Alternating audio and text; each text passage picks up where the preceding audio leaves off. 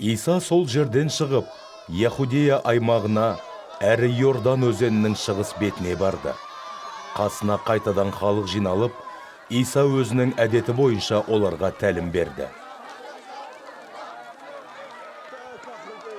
Бірнеше парызшылдар келіп, Исаны сынамақ болып, Күйеуінің әйелімен ажырасуына бола ма? деген сұрақ қойды. Иса Мұса пайғамбар сендерге не бұйырған? деп жауап қайырды. Мұса пайғамбар күйеуінің арнайы қағазды жазып беріп, әйелімен ажырасуына рұқсат еткен ғой. Деді олар. Сонда Иса былай деп жауап қатты. Мұса сендерге осы ережені жүректеріңнің Құдайдың еркіне мойынсұнбай қасарысқандығына бола жазып қалдырған. Алайда жаратылыстың басталуында Құдай адамды бірін еркек, бірін әйел қылып жаратты. Сондықтан еркек әке шешесін тастап, әйеліне қосылып, сөйтіп екеуі бір тұтас болады деп те Тәуратта жазылған. Осылайша олар енді екеу емес, бір тұтас. Сонымен Құдай қосқандарды адам баласы ажыратпасын.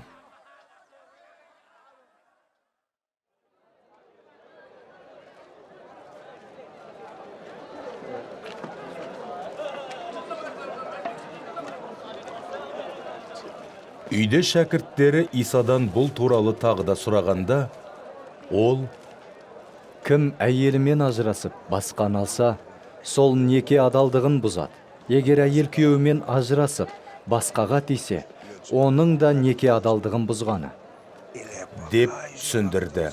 Адамдар Исаға балаларын алып келіп, одан соларға қолын тигізіп бата беруін өтінді. Бірақ шәкірттері Исаны мазалағандары үшін оларды сөкті. Мұны байқаған Иса наразы болып былай деді: Балалардың маған келуіне жол беріңдер. Оларға кедергі жасамаңдар. Құдайдың патшалығы сондайларға арналған. Сендерге шындығын айтайын. Кім Құдайдың патшалығын бала сияқты қабылдамаса, оған кіре алмайды. Содан Иса балаларды құшақтап, үстеріне қолын қойып бата берді. Иса сапарға шыққанда, бір жігіт алдынан жүгіріп шығып, оған тізесін бөгіп тағзым етті. Жігіт Исаға: Ізгі ұстаз, мәңгілік өмірге ие болу үшін не істеуім керек? деген сұрақ қойды. Иса оған: Мені неге ізгі дейсің? Құдайдан басқа ешкім де ізгі емес. Оның өсиеттерін білесің ғой. Неке адалдығын бұзба, кісі өлтірме, ұрлық жасама, жалған куәлік берме, ешкімнің ақысын жеме, ата-анаңды сыйла. деді.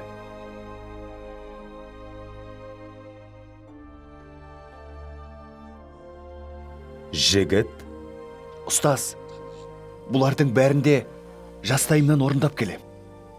деп жауап берді. Иса оған қарап тұрып, сүйіспеншілікпен: Саған бір нәрсе жетіспейді. Барып, қолыңдағы мал мүлкіңді сатып, түскен ақшаны мұқтаждарға үлестіріп бер. Сонда сенің қазынаң көкте болады. Өзің қайтып келіп, шәкіртім болып, соңымнан ер. деді. Бұл сөзге жігіт еңсесі түсіп қапаланды да, сол жерден кетіп қалды. Себебі ол аса дәулетті болатын. Иса айнала қарап шәкірттеріне: Мал мүлікке бай адамдардың Құдайдың патшалығына кіруі қандай қиын, деді. Оның айтқандарына шәкірттері абыржып қайран қалды. Ал Иса тағы да: Жігіттер, байлықтарына сенгендер үшін Құдайдың патшалығына кіру қандай қиын. Байдың Құдайдың патшалығына кіруінен гөрі түйенің ине көзінен өтуі оңай, деп қосты. Шәкірттер аса қатты таңғалып, өзара: Ендеше кім Құдайдың қаһарынан құтқарыла алады? десті. Иса оларға қарап: бұл адамның қолынан келмейді, бірақ Құдайдың қолынан келеді. Оның қолынан бәрі де келеді. деді. Петр Исаға: Міне біз барлығын қалдырып, сіздің соңыңыздан еріп жүрміз. дей бастап еді. Иса былай деп жауап қатты: Сендерге шындығын айтайын. Үй жайын, бауырларын, әке шешесін, әйелін, бала шағасын не жер суын маған және ізгі хабарға бола қалдырған әркімге, сол үшін осы заманда қуғын сүргін көргеннің өзінде де үй жай, аға іні, апа қарындас, не әпке сіңілі, әке шеше, бала шаға, жер су 100 есе артығымен қайтарылады. Әрі келер заманда ол мәңгілік өмірге ие болады. Сол заманда көптеген алдыңғы қатарлылар соңғылар болар, ал соңғылар алдыңғы қатарға шығады. Сол кезде олар Иерусалимге көтерілетін жолмен өрлеп бара жатты. Иса алдарында жүрді, ал шәкірттері абыржып, оның соңынан ерген халықта қорқып келе жатты. Иса қайтадан 12 елшісін қасына шақырып алып, оларға өзінің басынан өткізетіндері туралы айта бастады.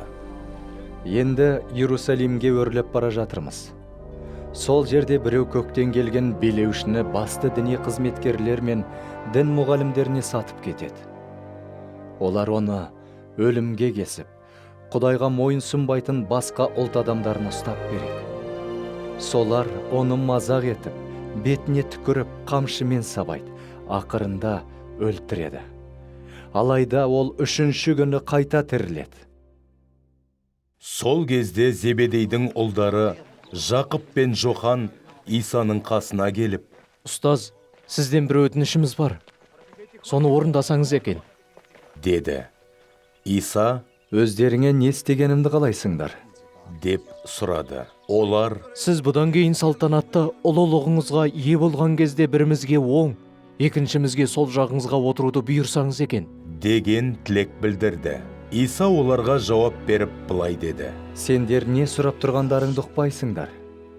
Мен Құдайдың қаһарына толы тостағаннан ішіп, азапты шомылудан өтпекпін. Ал сендер солай істей аласыңдар ма? Екі шәкірт: Иә, істей аламыз. дегенде, Иса: Мен ішетін тостағаннан сендер де ішіп, мен өтетін шомылудан сендер де өтетін боласыңдар. Бірақ оң мен сол жағыма отыруға тағайындау менің қолымда емес. Көктегі әкем кімге дайындаған болса, солар отырады. деп сөзін аяқтады. Қалған 10 елші мұны естігенде Жақып пен Жоханға наразы болды. Иса оларды қасына шақырып алып былай деді: Билеушілері деп саналатындар қол астындағы халықтарды билеп төстеп, төрелері де соларға қатаң әмір жүргізеді. Соны білесіңдер. Бірақ сендердің араларыңда ондай болмасын. Керісінше, қайсың ұлы болғысы келсе, сол өзгелеріне қызмет ете берсін. Қайсың ең бастыларың болғысы келсе, сол бәріңе қол іспетті қызмет көрсете берсін.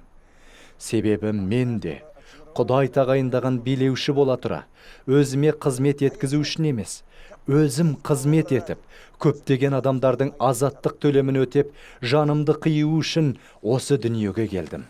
Иса шәкірттерімен жол жүріп, Ерихон қаласына жетті. Олар халықтың үлкен тобымен бірге қаладан шығып бара жатқанда, жол жиегінде бір соқыр адам қайыр сұрап отырған еді. Оның есімі Тимей ұлы Бартимей болатын.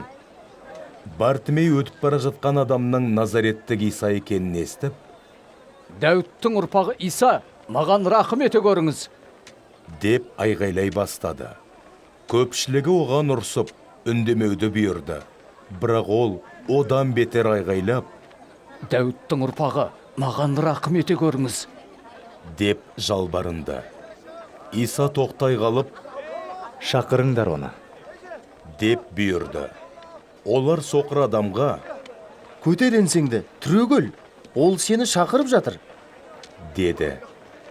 Бартимей жамылғысын шеше ұшып тұрып, Исаға жетіп келді. Иса: өзіңе не істегенімді қалайсың? деп сұрады. Зағип ұстаз, көзімді көретін етсеңіз екен. деп өтінді.